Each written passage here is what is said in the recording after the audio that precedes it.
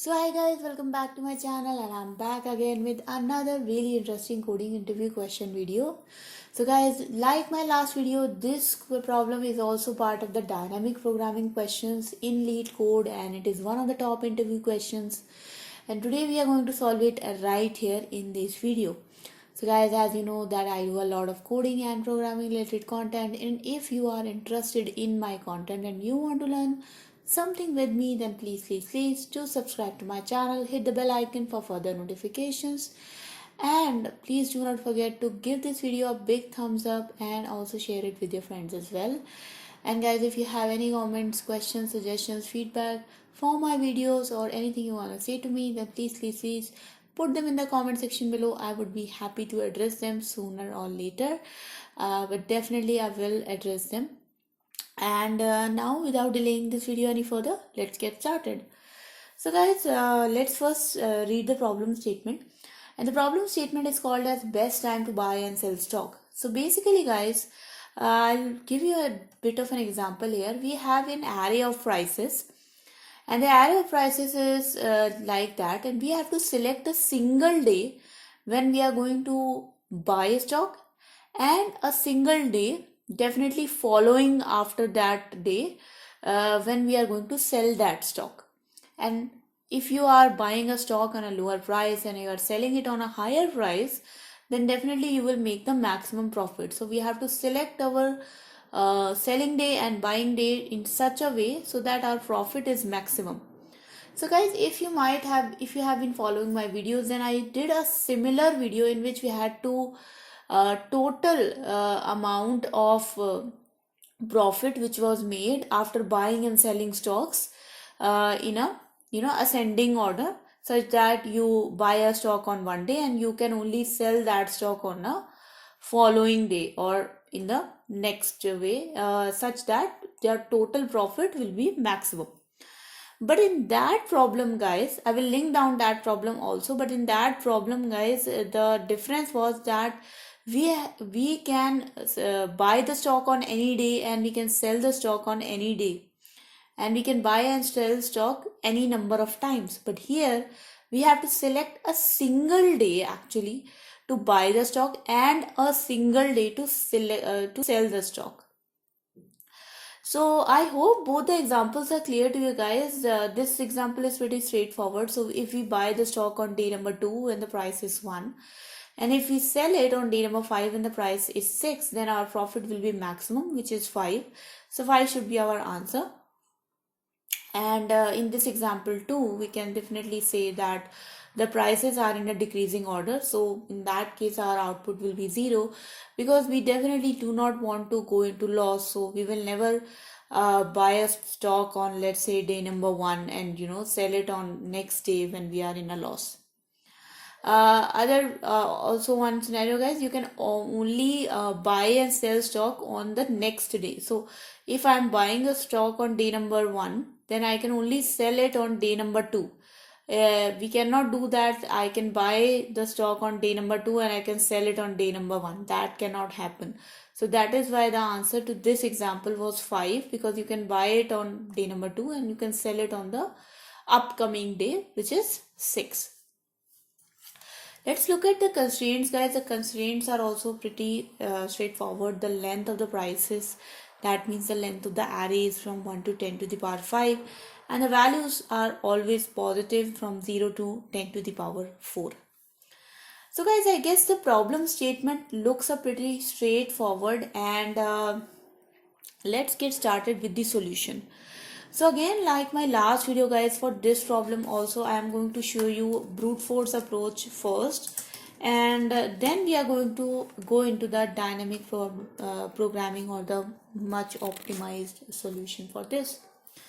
So in the brute force approach, we are going to compare the profit which is made for each and every stock for every upcoming day. So for example, I will take this 7, I will compare the difference of the price between this 7 value and all the consecutive values or all the upcoming values, so as to make out which will be the most profitable one. And finally, when I will be done by these loops, then I will get into my exact answer. So first of all, I am initializing my profit value. Now I will create a loop from integer I to 0 to I less than prices dot length I plus plus, and similarly I will create a nested loop from j equals to I plus 1, because we are going to compare ith price with the I plus 1 and I plus 2 and all the prices until prices dot length. So j equals to I plus 1 to j less than prices dot length, then j plus plus. So now we have to calculate the profit. How we are going to calculate the profit? So let's suppose we buy the stock on ith price and we are going to sell it on jth price. So the profit will be the maximum value of, so math dot max profit, original profit, and prices the jth price minus the ith price. Okay, so let's return our profit value then, and let's see if this actually works. So this is a brute force approach, and let's hope that it works for us. And definitely guys, it is a brute force approach, but it works for a smaller example like this. But if you submit this guys, then definitely you will fall into a time limit exceeded issue, and you can see that that's what happened. And the reason is because we are using two loops here, and definitely it makes our time complexity to be order of n square, especially in an example like this where all the values are in increasing order. You will keep on comparing each and every value with each and every other value, and you will never get a result. So that's not what we want to do, guys. So now the next part of this video is to go forward with the optimized approach, which is our dynamic programming approach. So let me write here dynamic programming. Okay, so what we want to do here, guys, we want to find out the minimum value, okay, the minimum value of the stock and the upcoming maximum value of the stock. So let's first initialize a value, initialize a variable called as min val, and whenever you are initializing a minimum value, then always set it to the integer dot max val, because you are going to compare it, and eventually min val will have the minimum value. So for comparison purposes, always initialize it to integer dot max value. And if you are using some other language, then definitely you must be having some other constraints like this. So we have our integer min val, which is equals to integer dot max value, and we have our profit equals to 0. Now we will run a loop from 0 to I 0 to I less than prices dot length, and then I plus plus. Now we will see, guys, that if the prices value is less than the min val, so if it is lesser than the minimum value, then we will simply set the minimum value to our prices value. But if it is greater than the minimum value, in that point of that basically means that if the upcoming value or the next value is greater than the minimum value, it means that we can sell our stock at that point of time.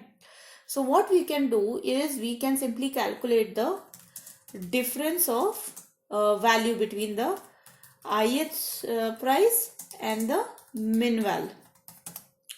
And if this difference is greater than the profit, we will simply assign profit equals to this difference.